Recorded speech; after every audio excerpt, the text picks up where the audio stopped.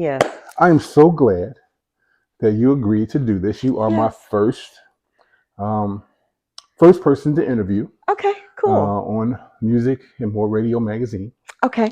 And you know, the thing about it is this is kind of a little different than we used to do it. You Okay. know, we're so used to interviewing and asking questions, and Yeah. but in this system, what we're going to do, just going to have conversations with people. Okay. Sounds good. Okay, just to Yeah. sit back, relax, and talk, and got your coffee, got your water. Yeah. Yeah. But let me tell a little bit about you. Okay. So, Val, native Houstonian, correct? Yes. Native Houstonian. Um, I work with, seems like forever, Yeah, pretty much pretty my much so. entire radio Career, career, yeah, since college, yeah, I've known you because yeah. we first met at KTSU, KTSU. yes, we Yes. did. Yes. And I never 19. really, yes, I know. Well, but it was good days. Oh, Good days. absolutely. Wouldn't trade Um, it for the world, very right? fortunate. Yeah. Um, Yeah. but I think even when we were at the radio station, I never asked what got you into radio. Just kind of fell into it. Okay. Honestly, Yami, it was a young man, Michael Boyd. I don't remember if you remember Michael Boyd I and Angel, all do. of them, right? Yes. It came down to talk to one of our classes there at TSU. And I said, well, let me walk down and go across the track and go check this out. It wasn't so much for being on the radio or on mic. It was more so I wanted to get involved with promotions and doing shows and concerts and that kind of stuff. And so I kind of entered into that environment at KTSU. This was late 79. It was Yeah. 79. It was. But then I left in 80 because I got a working opportunity to work and live in DC. Right. And then I came back. But when my initial first experience there at KTSU, Pam Wells was there. Met you. I met Amelia White. I met at Warner. Tommy D, I think, was Yeah, there. Tommy D. Yeah, all of that. Yeah. The gentleman, I'm looking right at his face, Gilbert, who eventually moved to Portland. And at the time they had a promotions department. Yes, they did. But not too long after I kind of got involved there at KTSU, they kind of moved that or eliminated that department. And they said, okay, well, we're going to move you into programming, or we're going to let you get an experience in being on the mic. And it was like, which was good for all of us. It was, yes. And I come from a theater background, so I'm very accustomed to getting a script and, being a character and knowing the words. But when you are faced with being in that room behind a microphone and you have to talk and communicate, it was like, oh my God, I don't know how to do that. It felt it was an awakening experience for me. Yeah. Because I'm not naturally just open and talkative. Yeah, with friends, people I know that I have history with. That's why I'm here. But just, talking to the world, that was different. That was different. You've done pretty well talking to the world. So let's go down the list. So for those of you who do not know, recently inducted to the Texas Radio Hall of Fame. Congratulations. Yes, Very proud thank of you. Thank you. I remember having to sit in for you at the AM station on the morning show a few times. Oh gosh, this is KYOK, that iteration. Going back. Many iterations, yeah. Opportunity, because Val was like, well, can you sit in for me on the morning show? Never thought. I didn't even remember that. We got history. We got a lot of history. Okay, cool. KTSU. I remember people telling us that we would never be able to go to a major radio station without leave Houston. Right. You can never go from a college radio station to an FM station, which when I was reading, even in Jay Thomas's book, who we know, who's an author who I'm hoping to get on as well, talked about the transitions of people, sometimes coming out of radio, or college stations going into professionalism.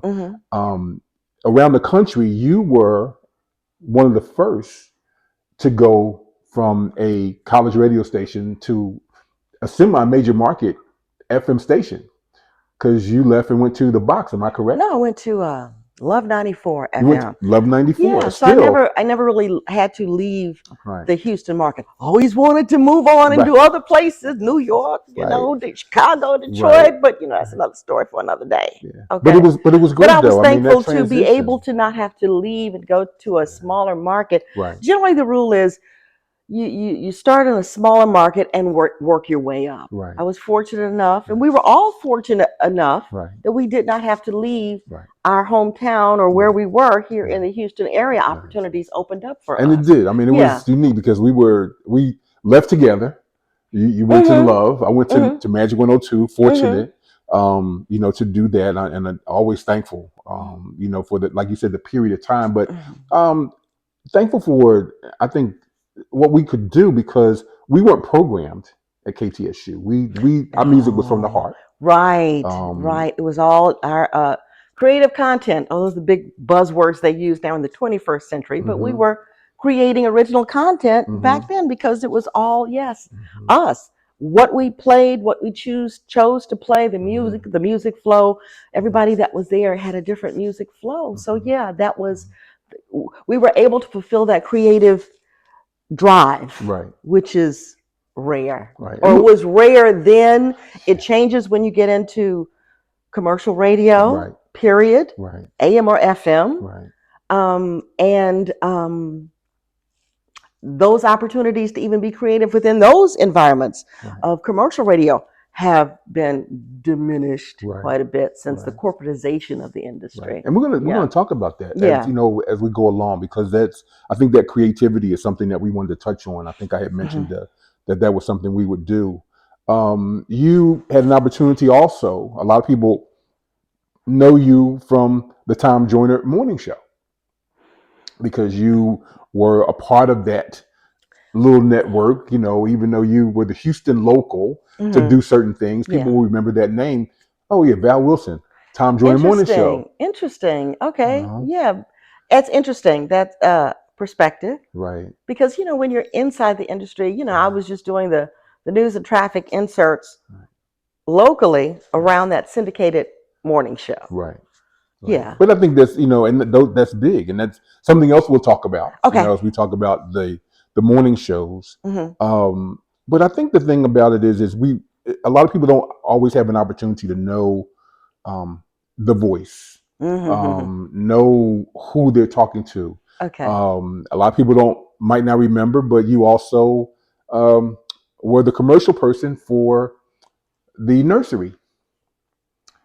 Oh, what was that?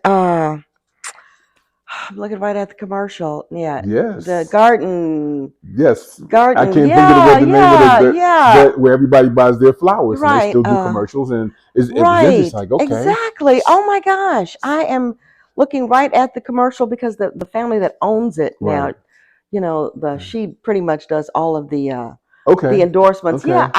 I happened to go for my agent sent me on a interview. Right. And looked up, did the audition and got the gig. It's amazing. I love this place. I think that was the line. Yeah. And I think the opportunities that people don't have today.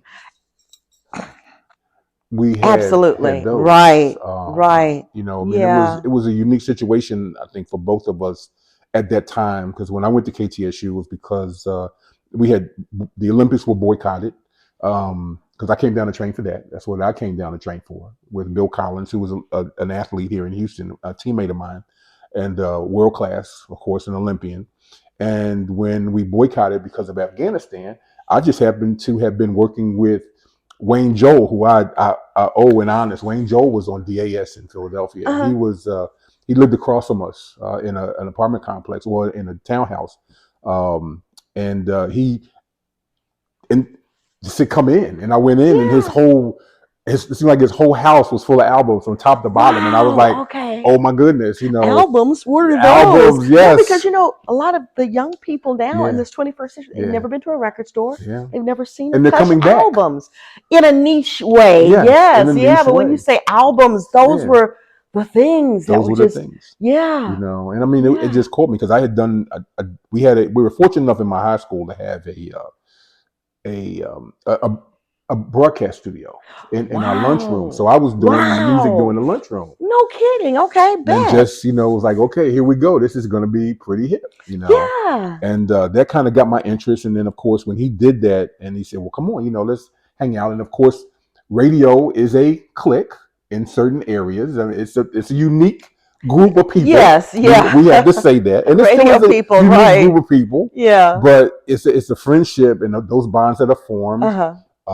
And he opened that door to be like, okay, hey, this is pretty cool. And actually took me out to DAS in the park in Philly, Okay. which was like, you just heard it, you didn't know where it was, you never And you say saw it. DAS. WDAS. For those who might not know, who yeah, might not know. WDAS, Right. yeah. In Well, the station's Philadelphia. in Philadelphia, Yeah, yes. which was at that time the real urban station. Powerhouse. You heard everything. I mean, but you heard everything. Music from Astro Traveling, which I kind of took some things from up there and brought down here for my opening. Okay. But Pharoah Saunders and, just a unique niche. But he kicked that up. So to be able to come over to KTSU when Margie Joseph was over there, Saiz Kamaluddin, yes. And then to get to work with the people that we got a chance to work with, because we really did work with some unique personalities. Yes. And very fortunate to do that, even with Charles Porter Sr., who pushed young people, pushed young people. Yes. So, and there's a segment that we're going to be doing about historically Black colleges. Okay. So we're going to be touching on that at some point, in some of these interviews as well. We're going to do some things there. But when you think about radio and the opportunity that young people have for radio now, how open is it? And I ask this question because some of you may not know, but I'm very proud of you and your accomplishments. Well, thank you. Not just radio, but Val has gone on to get her master's and is a professor at Texas Southern University, historically Black college, where she started her career. And you are teaching young people. Yes, I teach radio operations and voice and diction for media performance. Okay. Yeah. So those are the two classes. I teach the history of radio, broadcasting, all of those things. And then, of course, the other class is more of a voice acting class. So what is your question as far as the opportunity young people for young and radio, people, where they are now? Can they get into it like we did? We walked over to a radio station and said, hey, you know what? I told them I was from Philly. I'm articulate. I'm an athlete. I think I can help your radio station. That began my career. Right. What's the opportunity? If I was going to say absolutely not, but every situation is different. Every situation is different, but on a whole, the industry is different. Right. So those opportunities that were there when we were coming up, right. In the 70s and the 80s, pretty much through the 90s, have changed. They have changed. Everything is far more corporate. Since 1996, the Telecommunications Act in 1996, when they allowed companies to be able to come in and buy to own more than one station in a market, that's just kind of changed the dynamic. So those windows of opportunity on a broader scale that were there for us are really not there for young people like they used to be. Not saying that they are not there. Right. It's just a wholesale different approaches. Right. But it still comes down to, at some point, who you know, how well how effective you are at communicating, and how hungry you are for wanting. Right. And hungry is, I think that's an important thing. I mean, I thank Monty Lang. I really thank our program director who was over there at that time at Magic 102. Which one?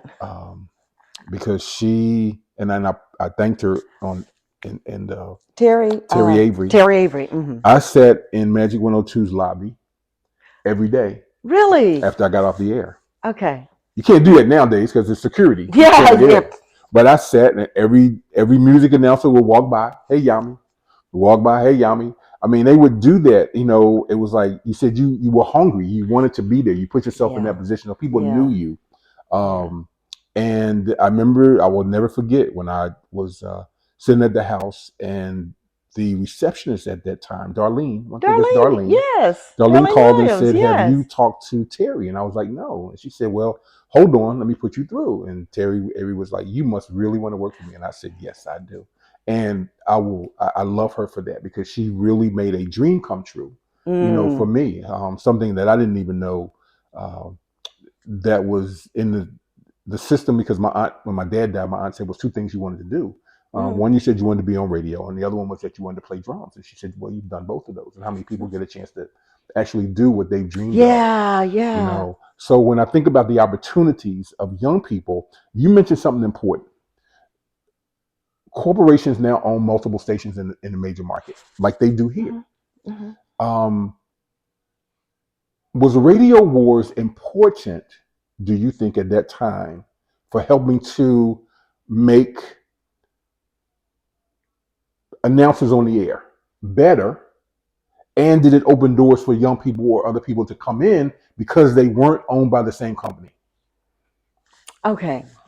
I know that's a twofold question. Yeah. So ask me the first, when Radio Wars, when you actually had competition in the market, Right. And competition, dueling formats that were similar. Right. The corporatization of the industry, in my opinion, has negatively affected Radio Wars and competition and the competitiveness and the creativeness that went into the competitiveness of that time period. Okay.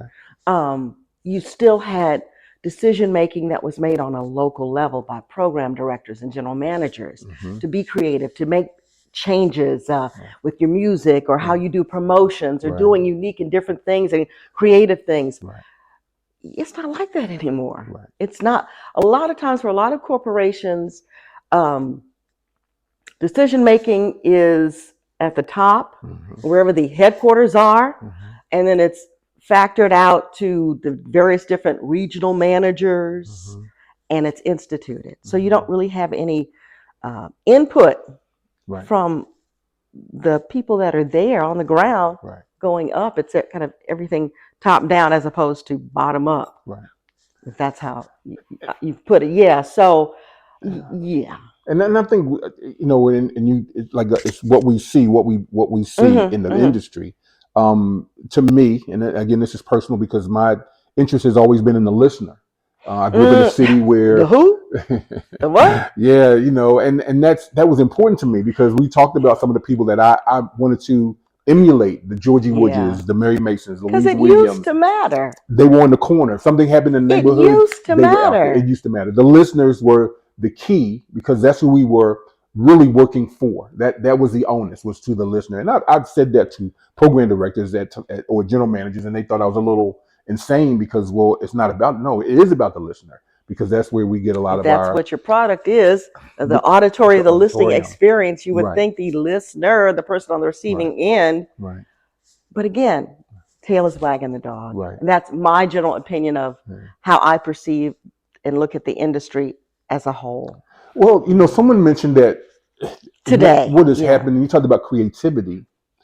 Do you think that by taking the creativity away from the programmer, the local program director, promotions director, has it hurt the market? Has it hurt the industry in a sense? Because now they don't have to be creative. It's just do this. It's just like, I would have to say to some degree, yeah, it has. And there's so many other things that factor into that. But yeah, I'll agree with you. Yes. Like I say, decision making, what gets played, how it gets played, all of those things that localized the listening experience for a particular market, have changed. They've been kind of taken away.